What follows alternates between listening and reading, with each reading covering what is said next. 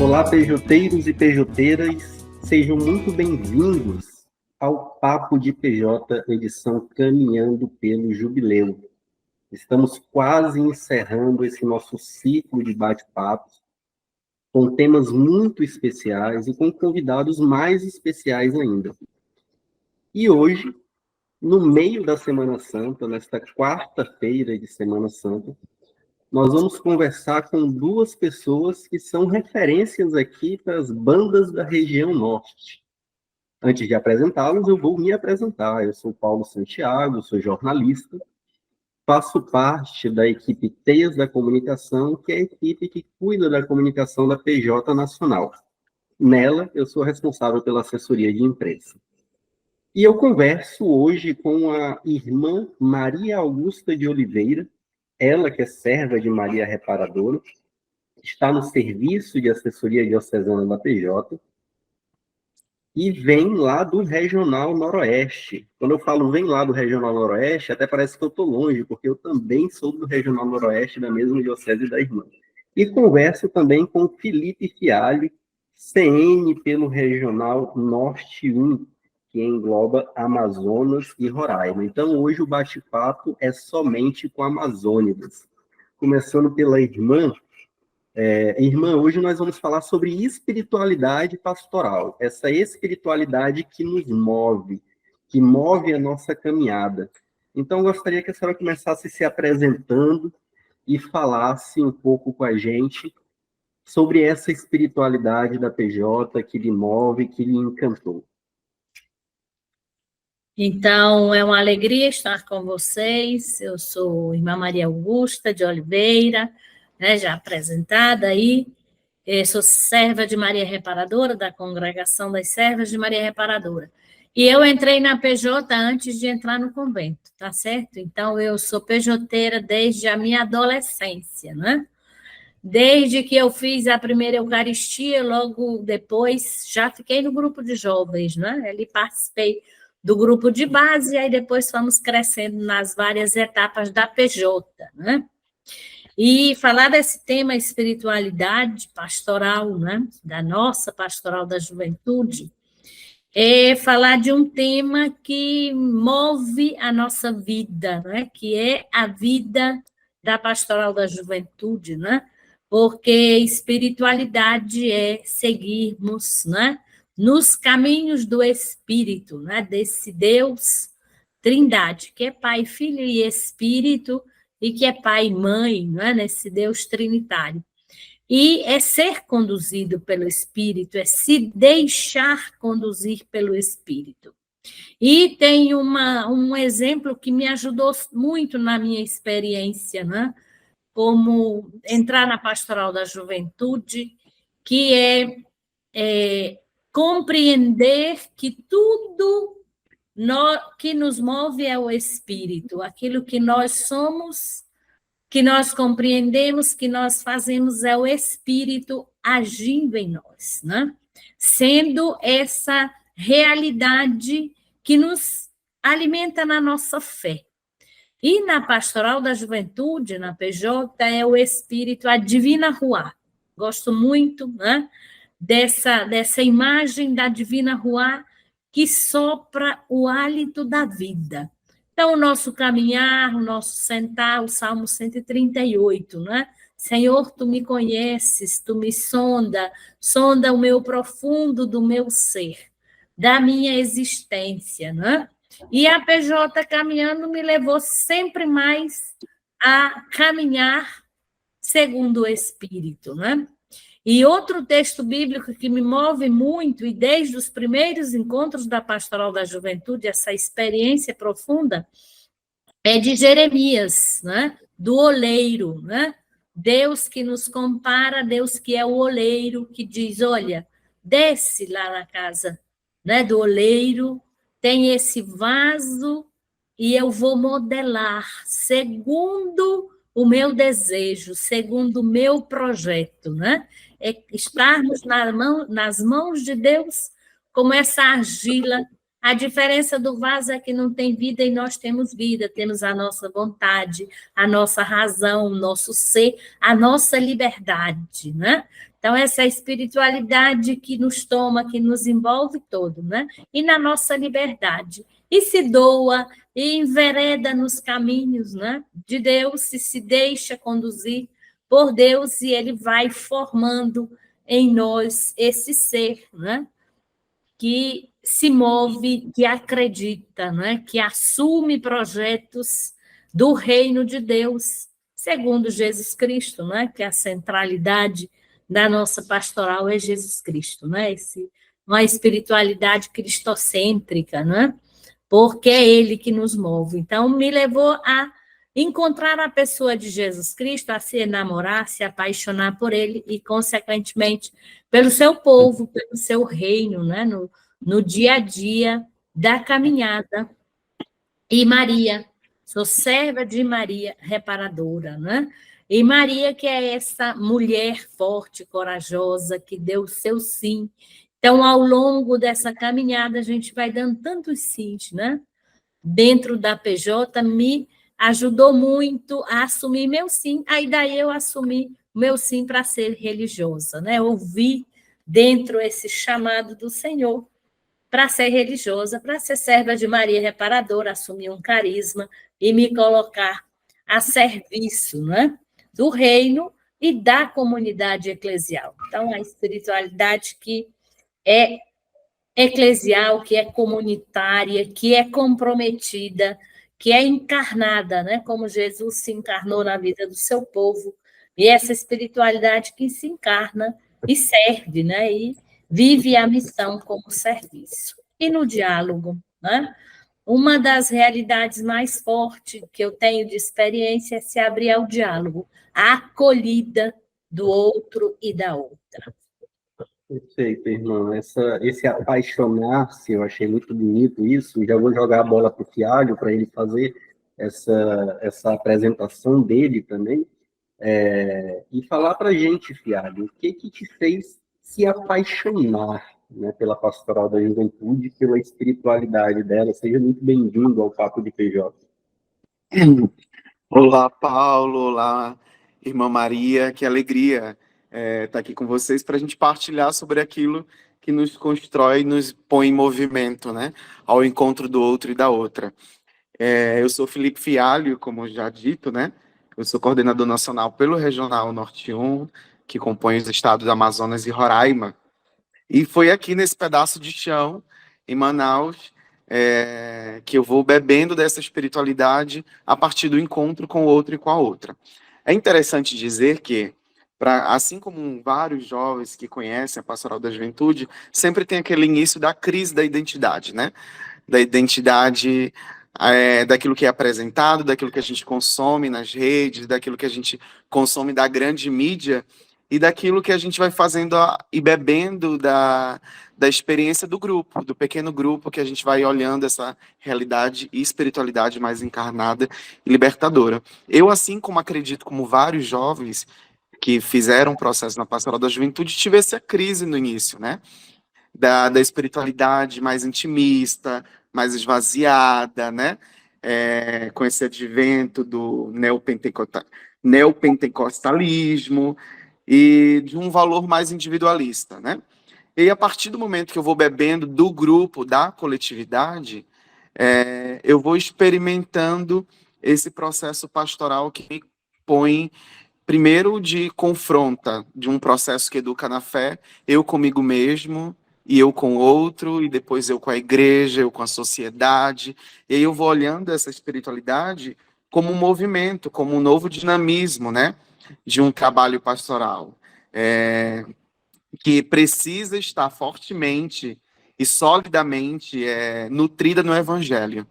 E quando eu vou bebendo do Evangelho, que me põe sempre no lugar de missão dessa igreja em saída que o Papa Francisco tanto diz, né, e não só nos fala, mas nos mostra na prática, para a gente vivenciar na prática também,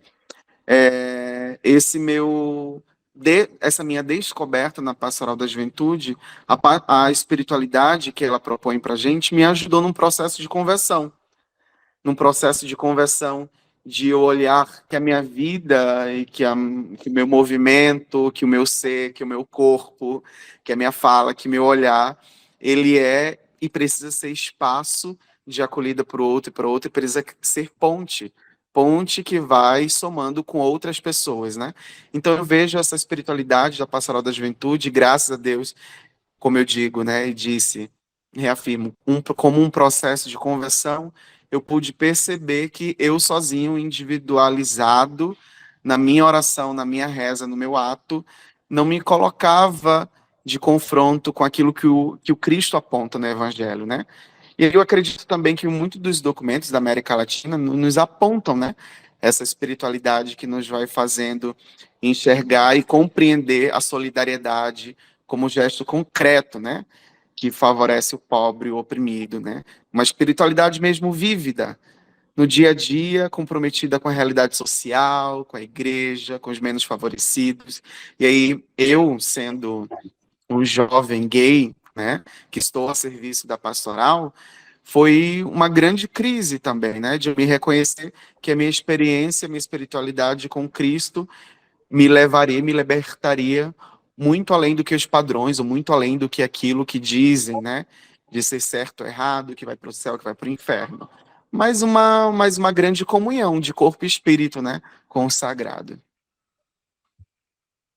Muito interessante, Tiago, quando você coloca essas primeiras experiências do neopentecostalismo, né, e eu me sinto muito representado, porque lá no início, há 15 anos atrás, quando eu estudei no grupo de jovens iluminados por Cristo e Maria, eu também tive essa dificuldade, né, de encontrar essa espiritualidade e de, primeiro, ter acesso a uma espiritualidade mais individualista, de outros movimentos, e só depois ter acesso e conhecer a espiritualidade da Pastoral da Juventude.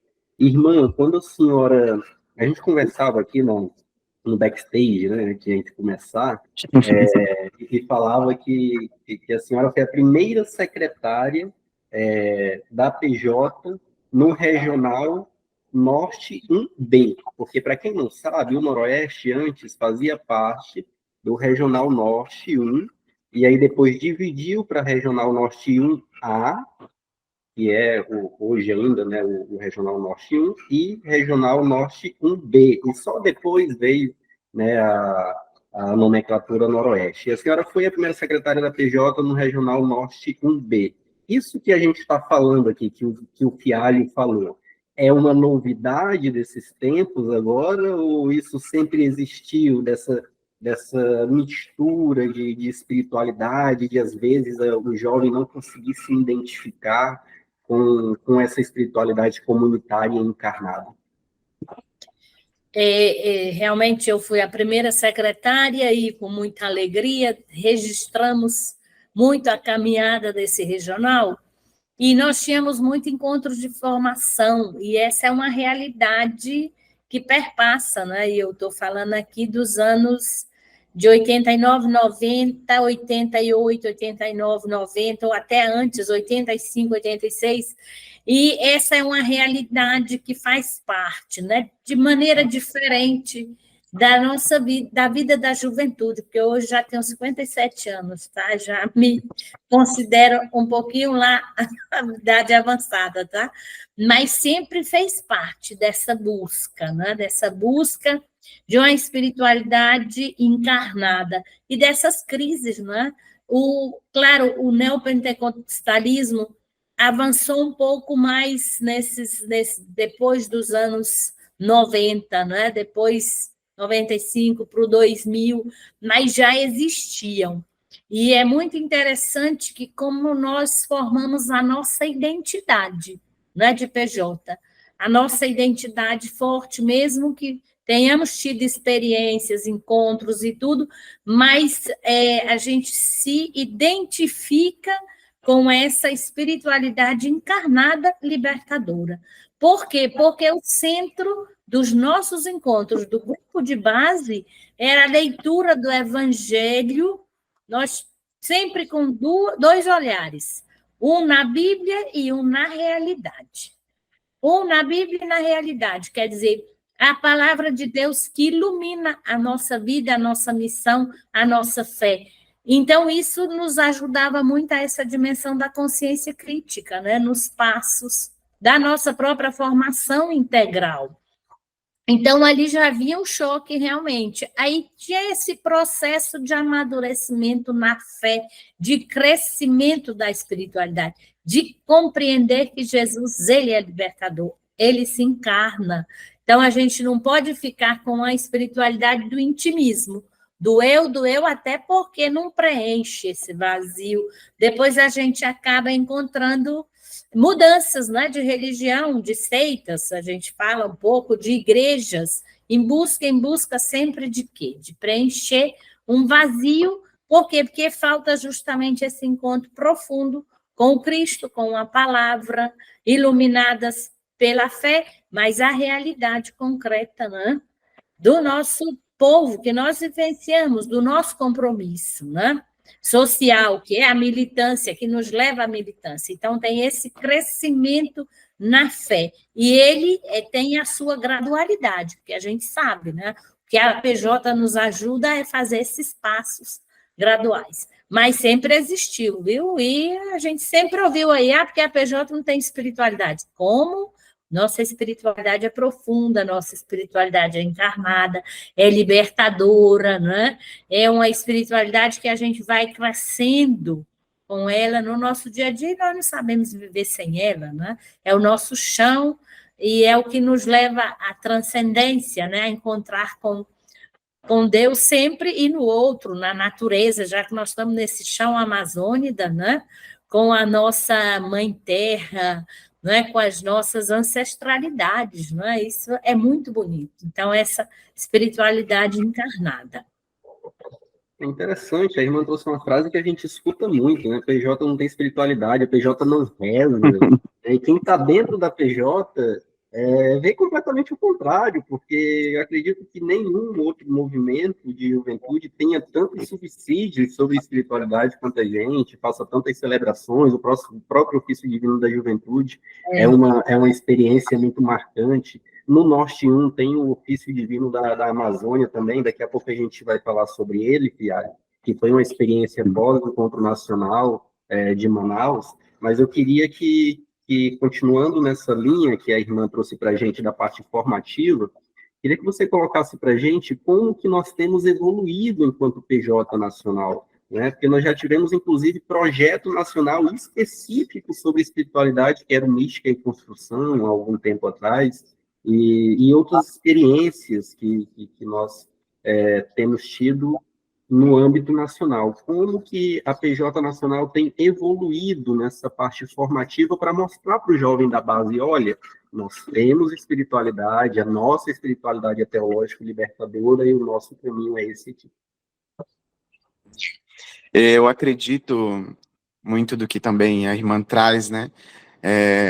Essa questão de a PJ não tem, não bebe, mas aí é que tá, porque ela é tão intrinsecamente enraizada na vida de quem segue, na vida de quem compartilha o pão partido do pão, da projeção que Jesus nos aponta o caminho, né?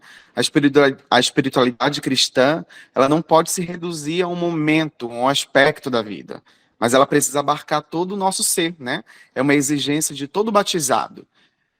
Que se encontra com Jesus Cristo, que tem essa experiência de se embebedar com a sua vida. É descobrir uma missão no mundo, a partir da sua vocação, a partir da sua santidade, né? Porque não também de falar dessa santidade, mas que nos aponta, mais uma vez, eu coloco no outro e na outra. E a gente não consegue viver isso se não for nesse mundo, na nossa história humana, nos conflitos e no lugar onde que Deus nos colocou, que é este mundo que é a nossa vida.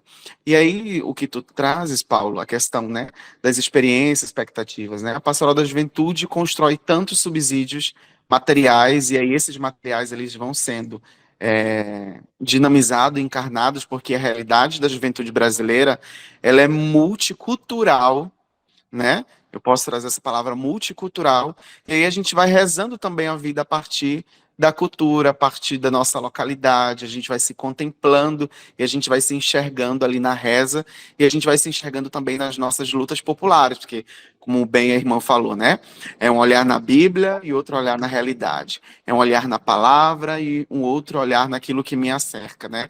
Daquilo que me aprisiona e como eu posso fazer esse processo de libertação. E a Pastoral da Juventude vive esse momento bonito, né? De enxergar nesse processo multicultural, multidiverso de juventude, de ser e fazer Pastoral da Juventude, por quê? E aí essa experiência dentro da coordenação nacional me levou a perceber que o meu jeito de fazer Pastoral da Juventude é diferente da turma da galera que está lá no Sul, que é diferente da galera que está lá no Nordeste, que é diferente da galera do Centro-Oeste. Mas o segmento é o mesmo, a identidade é a mesma, mas o jeito de fazer, de rezar, de se colocar é diferente. E aí daí que surge, por exemplo, o Ofício Divino da Juventude do Regional Norte 1, né, quando a gente traz alguns elementos do nosso canto amazônico, do nosso canto indígena, do nosso canto ribeirinho, assim como a galera do Nordeste vai cantando as suas poesias em cordel, em forró, e eu acho que essa é a beleza da vida, né? A beleza da gente partilhar o fruto dos dons através desse processo multicultural.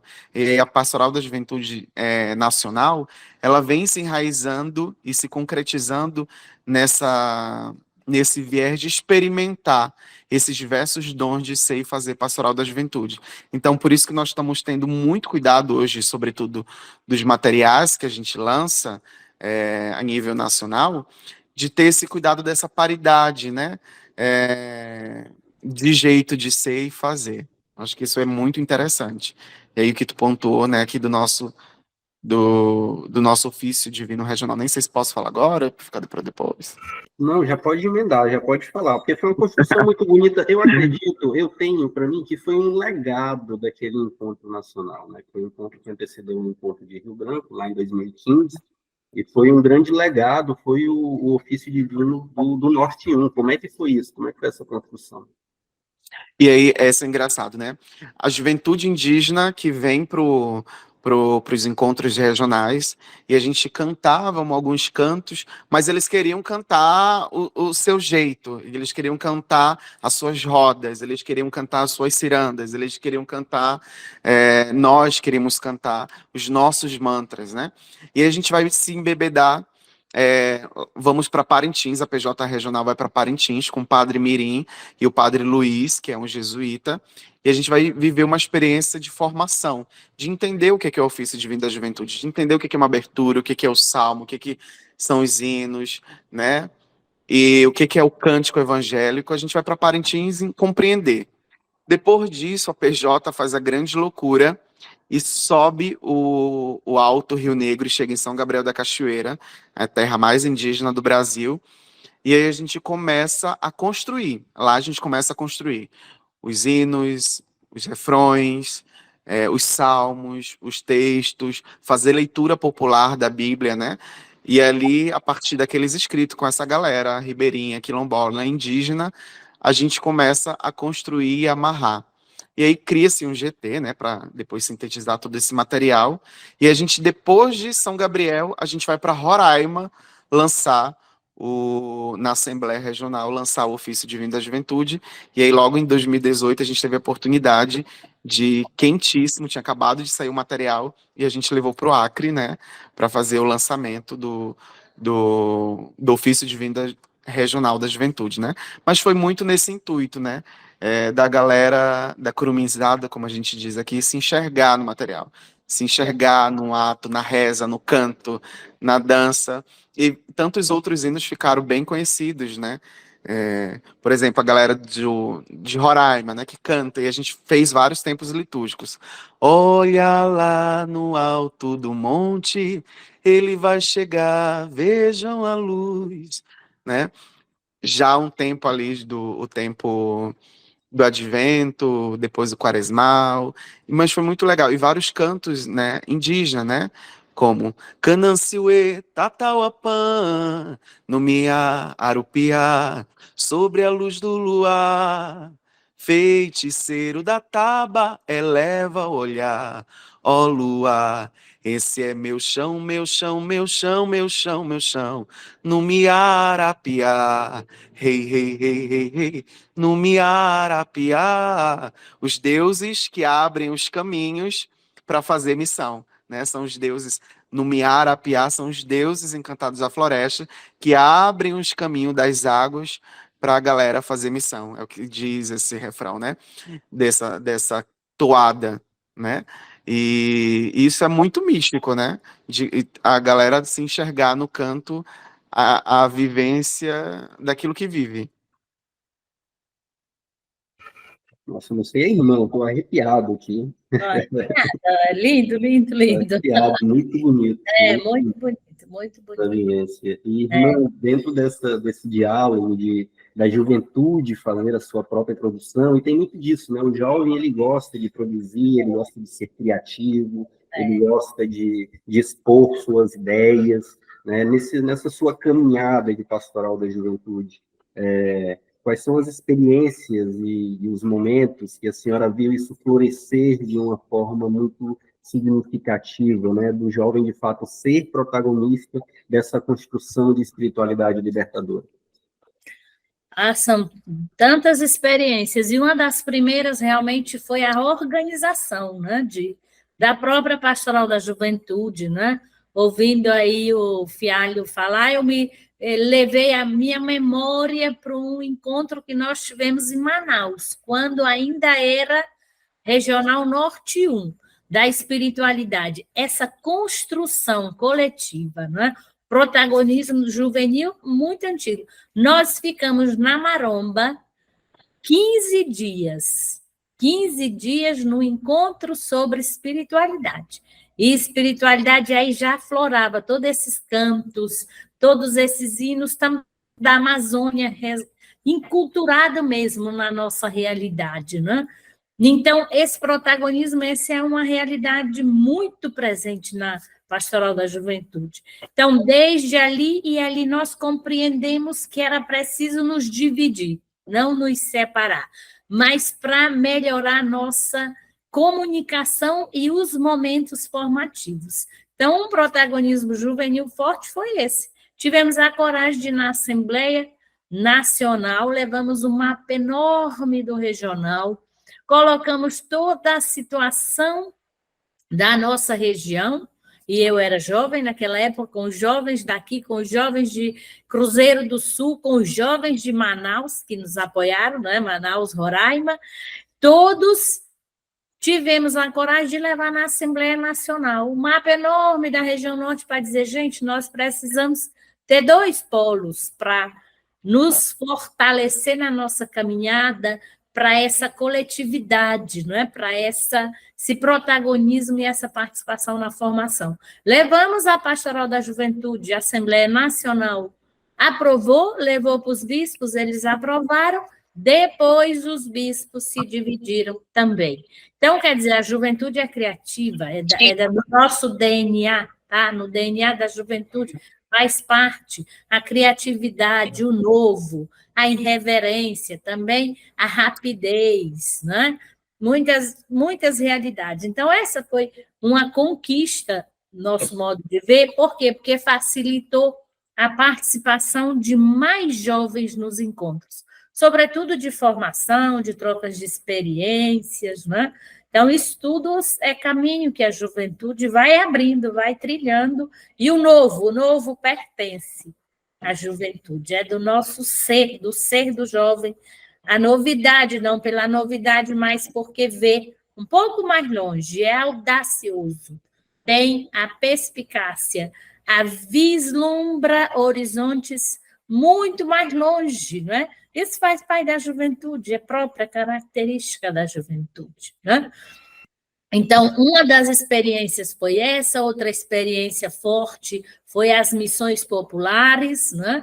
Nós começamos aí várias experiências de sair, a igreja de saída, e visitar casa, visitar bairros, e aí formou para essa espiritualidade missionária, para o anúncio, para a igreja em saída na sua realidade, a partir das pequenas realidades locais, formar outros grupos de jovens de base, criar. Olha, outra coisa que para mim é fundamental, são as nossas camisetas. Dali tem uma espiritualidade enorme. As frases, essa construção coletiva de camisetas, de bandeira, de cantos que identificam o nosso ser. Então, tudo são conquistas próprias da juventude, porque realmente essa é a característica do jovem, né?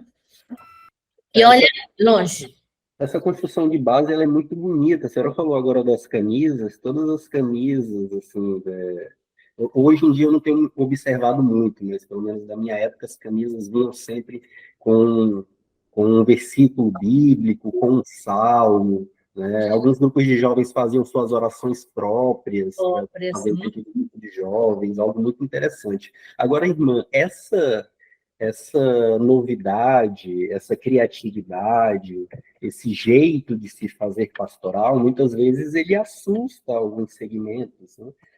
A senhora, como assessora, como tem lidado com isso, especialmente com as religiosas, suas irmãs religiosas, religiosos, sacerdotes, né, que às vezes tem muita dificuldade de compreender essa nossa forma de fazer pastoral, essa espiritualidade pastoral, por mais que ela seja, como o Fialho bem colocou, é uma espiritualidade intrinsecamente encarnada, que está no nosso dia a dia, mas ainda assim essa relação de fé e vida, aparentemente há uma dificuldade de compreensão por parte de algumas lideranças. Como é que a senhora consegue, enquanto assessora, não deixar, né, as pessoas que a senhora assessora desmotivados e fazer esse meio campo aí com essas outras lideranças? Então, esse é um desafio que é desde sempre na Pastoral da Juventude. A gente encontra padres, párocos, religiosos que dizem, não, eu não gosto de trabalhar com a juventude. Não, porque o jovem incomoda, justamente por causa da sua criatividade, do seu compromisso, né? Às vezes tem uma visão muito negativa da juventude, ou muitas vezes prefere os jovens de eventos, né? Que é o risco, é o desafio maior. São grandes eventos, grandes movimentos, faz aquele retiro, faz aquele encontro, e depois fica o quê? Né? Quantos grupos de base forma no seu cotidiano? Mas eu sou sempre pelo diálogo. Eu não desisto de ninguém. Até dos jovens que chegam, né? Que já tivemos experiência há pouco tempo de um encontro de formação, e às vezes um jovem ou outro que chega, mas a pastoral da juventude repete chavões. Cadê a espiritualidade, a oração? Então, sai desses encontros já transformados, já faz a experiência, não é? De que realmente tem algo que é profundo na pastoral da juventude. Então, tanto o diálogo com os jovens de outros movimentos, de outros segmentos, para que compreendam processos da juventude, respeitando a sua opção, como com os párocos religiosos, né? E leigos que são coordenadores, muitas vezes, das paróquias, né, de comunidade, de dizer, olha, vamos compreender, né? Então, colar na pessoa, não para convencer, mas para fazer a experiência e, no diálogo, compreender o valor que tem os processos formativos de educação na fé da juventude, né, da pastoral da juventude, a seriedade que tem a pastoral da juventude nos processos formativos, no processo de oração, a dimensão da espiritualidade, uma espiritualidade encarnada, libertadora e do compromisso social. Porque, infelizmente, a gente tem que admitir que a nossa igreja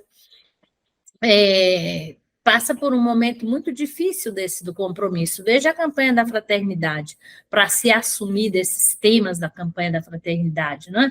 Muitas vezes crítica ao nosso Papa Francisco, que é um homem pleno de Deus, do Espírito, e está empurrando a nossa igreja aí em saída, A gente tem essas dificuldades, e muitas vezes de opção mais clara, de posicionamentos proféticos mesmo, mas a minha opção, eu como pessoa, como religiosa, assessora, é sempre de dialogar, de ir lá, de conversar, de ouvir, de tentar fazer a costura aí da vida, não é? Tem o canto da costura da vida, de fazer essa rede, não é? De construir laços, de ser pontes, mais do que barreiras, né? Que impeçam o diálogo. Um ponto fundamental desse é não renunciar à nossa identidade, porque se a gente tiver que renunciar para agradar a alguém, aí não, aí já se torna mais difícil. Aí a gente pensa, reflete, conversa, dialoga, forma e tenta, não é? Assim, ser cada vez mais autênticos na nossa missão, na identidade da PJ. Perfeito, irmão. Fialho, tem algo que nos caracteriza de uma forma muito especial, que é a missão.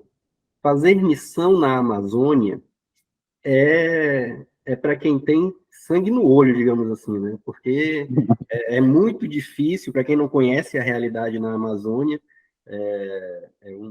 completamente diferente de outras regiões do país, e eu acredito que isso alimenta de forma muito característica a nossa espiritualidade. Só para citar um exemplo aqui da Diocese de Rio Branco, nós tínhamos até antes da pandemia, uma missão chamada Missão Ribeirinha, que era conduzida pela irmã Pilar, eu acho que a senhora conhecia, a irmã Augusta. Conheço. A irmã Pilar conduzia a missão Ribeirinha ali em Porto Acre, né? Sentido Boca do Acre também. E aí era feita na Semana Santa e era muito concorrida essa missão. A PJ assumiu, a irmã Pilar fez durante muitos anos, a PJ assumiu, fez durante alguns anos, e aí a pandemia acabou atrapalhando a sua continuidade, e era feita durante a Semana Santa, com aqueles ribeirinhos, os jovens ficavam hospedados ali, celebravam os dias da Semana Santa junto com aquela comunidade, era um momento muito especial. Então, Fialho, como que essa nossa realidade amazônica, missionária, ela consegue nos motivar, né? Apesar de tão difícil que mas consegue nos motivar para essa nossa caminhada de PJteiros e PJteiras. Legal. Eu acho que a irmã traz a questão da identidade, né? A gente reafirma a nossa identidade porque a gente bebe de uma espiritualidade. E eu acredito que isso e essa identidade a gente reafirma como opção de vida, né? É opção de vida. E aí, opção de vida de quem adere ao projeto do reino de Deus, quem adere a esse chamado de construir a civilização do amor, é algo que transcende o nosso corpo. E na Amazônia é o que transcende a alma, o corpo e o espírito, que é o nosso território, né? De um território completamente desconectado, né? Distante por conta das águas, pela geografia mesmo, que dificulta esse processo de ir e vir. E aí eu reafirmo a questão da opção de vida, que não tem como fazer missão jovem na Amazônia, só para ir fazer, olhar a beleza natural, olhar a beleza do Criador, mas perceber que nela existe um povo que sofre, um povo que tem demanda, um povo que clama, um povo que constrói, um povo que preserva. E eu acho que a beleza de fazer muito mais do que a missão jovem ou um contato com essas populações que ficam mais distantes, né, sabendo também do mundo urbano, que é muito presente também na Amazônia, sobretudo a falta de acesso à migração forçada, a exploração sexual, o abuso sexual de crianças e adolescentes, sobretudo quando a gente vai falar da fronteira dessas localidades, né? Por exemplo, aqui o sul do Amazonas, já puxando aí, né, para o Acre e o Alto Solimões, é onde tem o maior índice de tráfico humano, de crianças, jovens e adolescentes, né? E como que a gente olha para fazer uma missão de a gente adentrar em algumas realidades dessas muito tenebrosas, difíceis, né? Mas não só olhar, mas a gente sensibilizar, né, dentro dessas realidades. E aí eu trazia muito quando a gente começou também a fazer um processo desse aqui de fazer missão jovem, de um olhar não para além do processo de evangelização, mas no processo de somar os quintais. É pela soma dos nossos quintais, né? Como diz até a canção. E aí a gente vai olhando para essas realidades e a gente vai se adentrando nela e vai vendo que as dores do outro também é a nossa dor, né? Por exemplo, eu sou fruto de uma migração forçada, por conta de uma localidade que eu venho e que não tinha universidade. E eu me vi precisando vir para a capital para estudar e dar seguimento nos estudos, né? Então, isso são dessas e tantas outras realidades no chão da Amazônia. Então, fazer missão nesse chão, de anunciar o Cristo amazônico, o Mestre Moreno, é se embebedar daquilo que é próprio, que é genuíno, que é ser gente floresta, que é até um título que a gente usa muito aqui nas nossas vivências místicas e permanentes. O que é ser gente floresta? Até aquela tag que tem hoje aí no Instagram, enfim, TikTok, né? Ah, eu sou um jovem católico e rezo o terço.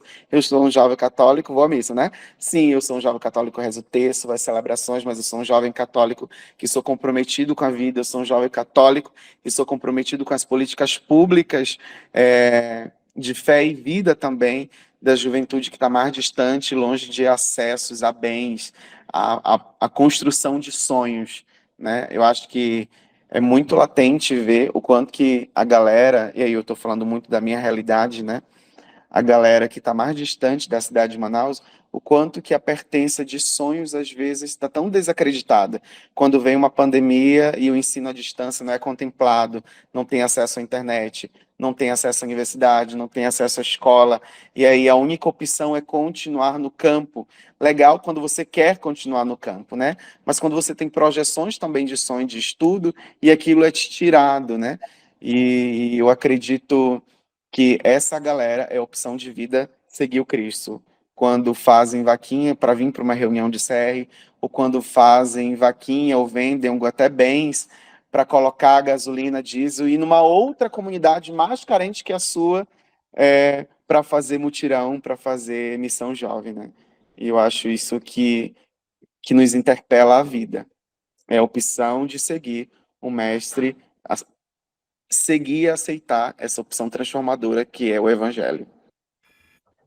Irmão, Fialho nos dá assim um tapa na cara de muitos de nós pejoteiros quando a gente acha que fazer missão é somente ir para o longe, é somente a gente fazer um deslocamento de uma região para outra. Mas ele coloca para a gente, fazer missão é do dia a dia, é uma opção pastoral e uma opção de vida. Como é que a gente consegue convencer essa juventude de hoje, essa nossa juventude contemporânea, sobre essa missão diária, dessa opção preferencial pelos pobres e de se fazer missão diariamente, seja no trabalho, seja na faculdade, seja no seio familiar? Como é que a gente faz isso, irmã? Ensina para a gente. Então, o próprio seguir Jesus Cristo, o Evangelho, é missionário por excelência, né? E o Papa Francisco diz na Evangelii Gaudium, né? Eu sou uma missão nesse mundo, né? Então, nós somos a nossa coragem, né, de anunciar Jesus Cristo aonde nós estamos, no nosso trabalho, nos bairros, onde você está, com o seu vizinho, com o jovem aí, colega de faculdade ou colega nas escolas, aonde está é missão, anunciar Jesus Cristo, o seu ser, o seu jeito de ser e de fazer e de ser jovem, já é ser testemunho, é fazer missão, né? E só que nós não podemos só nos acontentar com essa realidade, esse é um aspecto fundamental, mas precisa de sair, como você mesmo, Paulo, falou, da questão da missão na Semana Santa ribeirinha, né?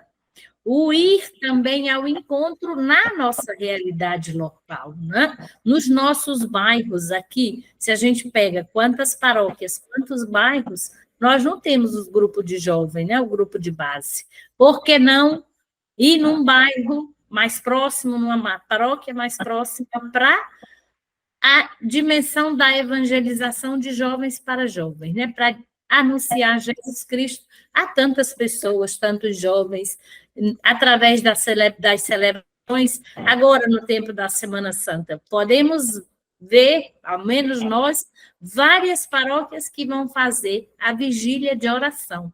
E quem está organizando? A PJ. Essa é uma missão, não é nossa. Então, sábado à noite, depois da missa, né, da quinta-feira ou sábado à noite da vigília pascal, vai ficar na vigília de oração até o alvorecer da ressurreição de manhã que a gente faz e ir para as paróquias. Essa é uma missão, né, da oração, da dimensão do estar juntos.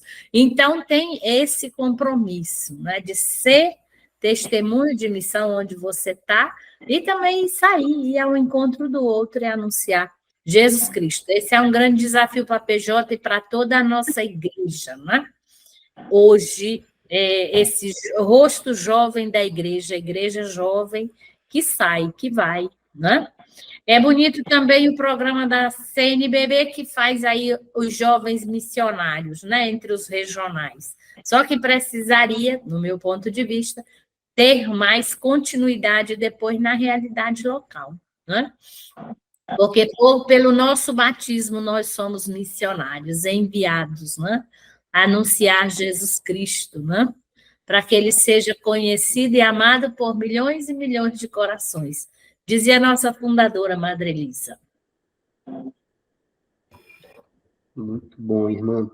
Muito interessante essas reflexões e fazem a gente pensar tanta coisa sobre como a gente tem feito pastoral e como a gente pode evoluir e como pode colaborar com esse processo. Agora, Fialho, a irmã falou num ponto anterior a esse sobre os nossos profetas. Eu confesso para vocês que às vezes eu fico angustiado olhando, procurando onde estão os nossos profetas de hoje em dia, porque antes nós tínhamos grandes nomes, Dom Helder, Dom Oscar Romero, Dom Evaristo, né, Dom Pelé, enfim, eu tô citando só bispo, né, mas claro que nós tivemos também a contribuição de grandes mulheres. Pode falar, irmã. Dom Moacir Greque. Dom Moacir Greque, Dorothy, irmã Dorothy, irmã Cleusa daqui também, próximo. Então, Fialho, a minha pergunta para ti é nesse sentido. Tem faltado profetas para a gente? Onde é que estão os nossos profetas da atualidade? Eu acho que se a gente olha para o lado, a gente enxerga tanto companheiro e companheira que vem se colocando nesse lugar de ser voz ativa, né? Às vezes sem nem saber, mas na defesa da vida do outro. Eu acho que isso já é se colocar nesse lugar de profeta e profetiza da esperança, como o Papa Francisco nos chamou lá em 2015, aqui no encontro em Manaus, né? E aí eu falo tantas outras, eu quero falar de tantas companheiras, né? Falo aqui da minha amiga Raeli, daqui do regional, que denunciou, né, junto comigo, uma rede de tráfico humano de pessoas no Baixo Amazonas, na Diocese de Parintins, onde jovens eram aliciadas pelo dono da fazenda. E hoje, nessa diocese, nessa cidade, não se pode falar de pastoral da juventude, né? Sofremos ameaça de morte e tantas outras... Ai, meu pai... atrocidades, né? Foi tão latente que hoje a Raeli não está mais conosco na coordenação regional antes do tempo, por conta simplesmente da denúncia. Falo de Rochelle, lá do Rio Grande do Sul, companheira que, ao denunciar também, né, sobretudo no próprio alto clero, tantos abusos. Trago do Nordeste minha companheira Raimunda, né, que é presença firme na construção de políticas públicas. Trago no Centro-Oeste a presença firme negra de Audiceia, companheira dentro da CN também, que é de uma localidade de uma região quilombola, de pessoas pretas, e que serve a igreja, que se coloca no lugar de empoderamento. E tantas outras, né? A própria Vanessa, nossa secretária nacional, que hoje pega na estrada e que anuncia o evangelho. Então, hoje em dia, ter a coragem de anunciar o evangelho, mas o evangelho do Cristo da cruz, do Cristo que não foi simplesmente morto, foi assassinado, né, por um sistema. Só de anunciar esse evangelho você se torna um grande profeta. E aí eu trago, por fim, a Vanessa, como uma grande profetisa da esperança, desse lugar de esperançar, de sair em movimento, de anunciar o Cristo, mesmo em tantos lugares de dor, mas também em tantos lugares de esperança, de amor, de construção, de felicidade. Eu não sei se as nossas bases têm noção disso, mas eu acho importante também que eles tenham, através desse podcast, que também é um espaço de formação e de informação. Eu acompanhei a secretaria dentro do TEIAS, acompanhei a secretaria da Michelle e agora a secretaria da Vanessa, e as meninas, elas recebem ameaças, né, em determinados momentos, né, especialmente a Michelle passou por momentos bem difíceis de receber ameaças de grupos ultraconservadores, de tradicionalistas, pelo posicionamento da Pastoral da Juventude. Então, assim, você coloca a sua cara, você se coloca a serviço de uma missão tão bonita e você recebe dessas pessoas, né, que se dizem, como tem um podcast aí dos nossos colegas mais católicos que o Papa, eles violentam, de fato, essas lideranças, né?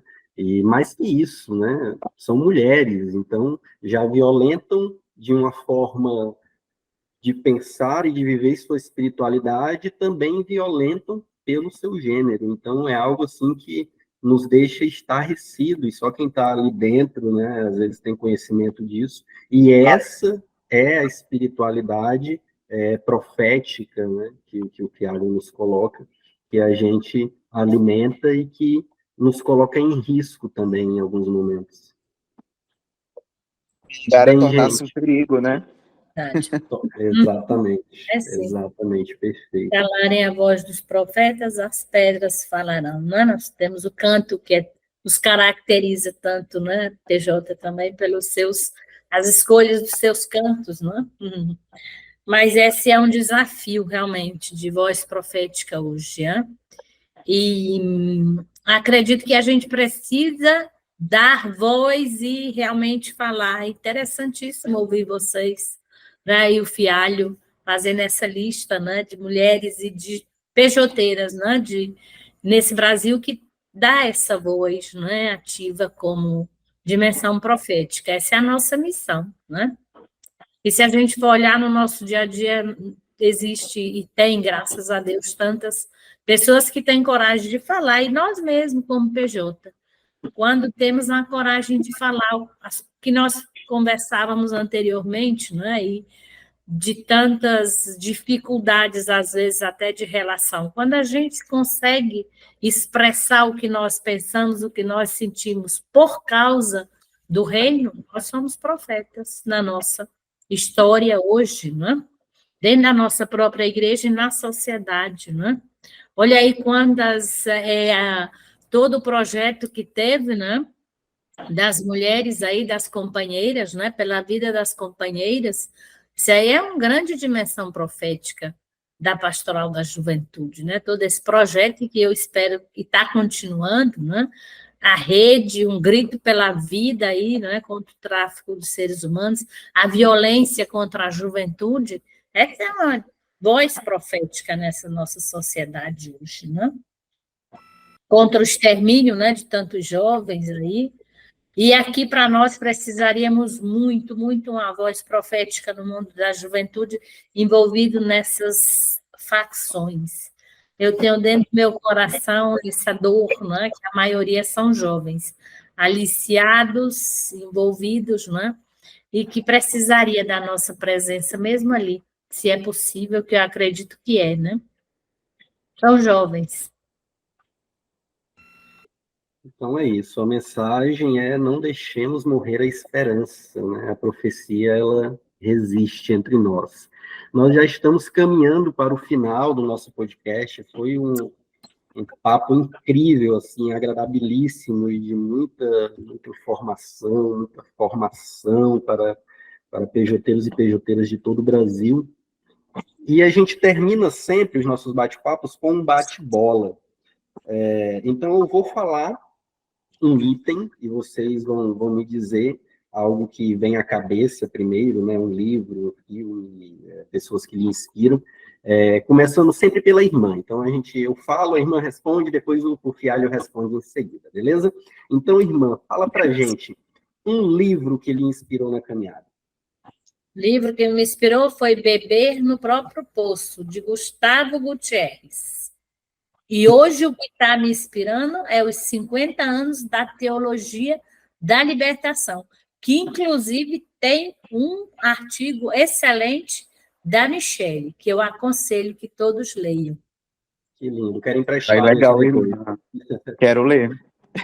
Muito interessante. O texto, o título do artigo da Michele é Desafios da Libertação das Juventudes e as Teologias da Libertação. Pode-se falar de teologia da libertação juvenil? Interessantíssimo, tá? De parabéns a Michele pelo artigo e todo o livro, são 2 volumes. Leiam que vale a pena, porque faz uma retrospectiva histórica, mas dá prospectivas futuras. Com certeza ela está ouvindo o podcast muito feliz com a sua indicação. Fialho. Parabéns, Michele. E outros tantos, né? Que eu estou lendo, assim, que eu estou gostando muito de debruçar, é Jesus Militante, né? O Evangelho e Projeto Político do Reino de Deus, de Frei Beto. Então, é um livro que por acaso, eu já tinha visto muito, ouvido muito falar, mas eu nunca parei para comprar e nem para ler o livro, né? E aí, nas últimas semanas, eu estou lendo e estou, assim, me caindo em muita realidade, assim, coisas que a gente não vai percebendo do dia a dia, né? E de como o Evangelho, o Reino de Deus, ele nos exige, né? Nos exige uma constante mudança do processo de conversão. Show de bola. Irmã, uma série ou um filme? Um dos filmes, dos tantos que eu já assisti, gostei muito, foi A Cor Púrpura, que fala justamente de toda a luta, né, das mulheres e essa questão aí do racismo, né? Muito interessante. Legal. O meu é A Última Floresta, né, que é de um xamã, do Davi Copenaua, que fala sobre, tenta manter vivo o espírito da floresta, as tradições, quanto à crença, e na defesa e na luta, né, contra os garimpeiros, que traz morte, doença e extermínio para a floresta. Muito bom. Irmã, uma pessoa que lhe inspirou na caminhada? Eu tenho tantas, mas uma que me inspirou, que me acompanhou no meu processo formativo é Dalma Sigrek. Oh, eu também tenho duas, mas vou falar de uma, que é a irmã Elce Vinhotti, que hoje está em Belém, adoradora do sangue de Cristo. E agora essa que é uma surpresa, porque a outra foi combinada com vocês, né? Uma esperança para a caminhada. Irmã, qual a esperança a senhora tem para a caminhada? Que a PJ continue viva, assumindo a sua missão, com a sua identidade, e possa crescer e se expandir em tantos outros lugares com os grupos de base, porque é a grande esperança da nossa igreja, o rosto jovem, né? Porque Deus é jovem, né? Essa é a minha esperança, e que tantos e tantos outros se assumem e entram nessa caminhada da juventude, e nós tenhamos a coragem de anunciar Jesus Cristo hoje para a juventude, acreditar na juventude. A minha esperança é quase de encontro com o da irmã também, né?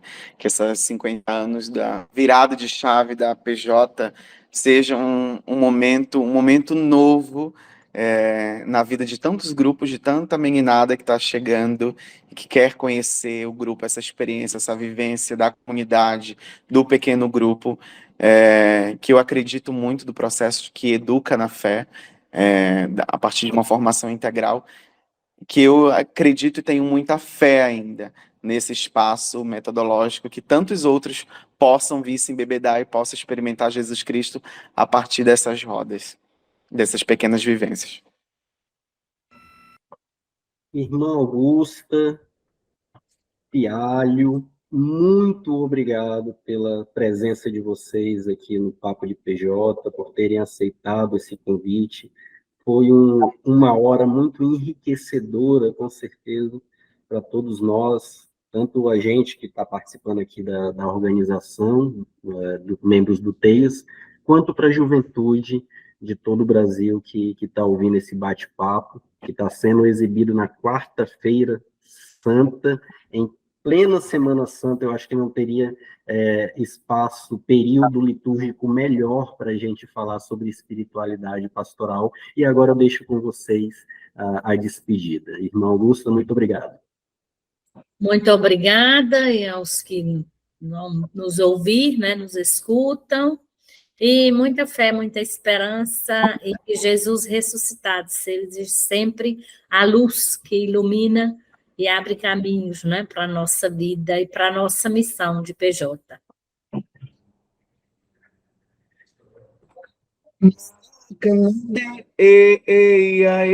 Maracanã, Maracanã, Maracanã. Que os seres encantados da floresta possam sempre nos guiar no caminho da justiça, da paz, do encontro, da fraternidade.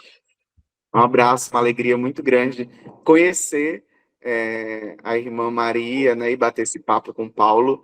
Eu estou bem feliz mesmo de a gente falar sobre aquilo que nos move, daquilo que a gente faz com vigor, que nos alimenta e nos faz caminhar, que é a nossa espiritualidade encarnada e libertadora. Amém, axé, auerê, aleluia. E que a gente encerra aqui o nosso Papo de PJ, edição Caminhando pelo Jubileu, falando sobre espiritualidade pastoral. E a gente já deixa o convite para a semana que vem, que vai ser um bate-papo super especial. Ele vai ser dividido em 2 partes, com os secretários nacionais da PJ. Encerrando o podcast Papo de PJ, com os episódios dos secretários, a gente também encerra essa linda celebração que foi o ano jubilar. Um grande abraço, um beijo para todos vocês, e sigam as redes sociais da PJ Nacional e vamos continuar construindo em mutirão essa linda pastoral da juventude a partir das nossas bases. Até a próxima!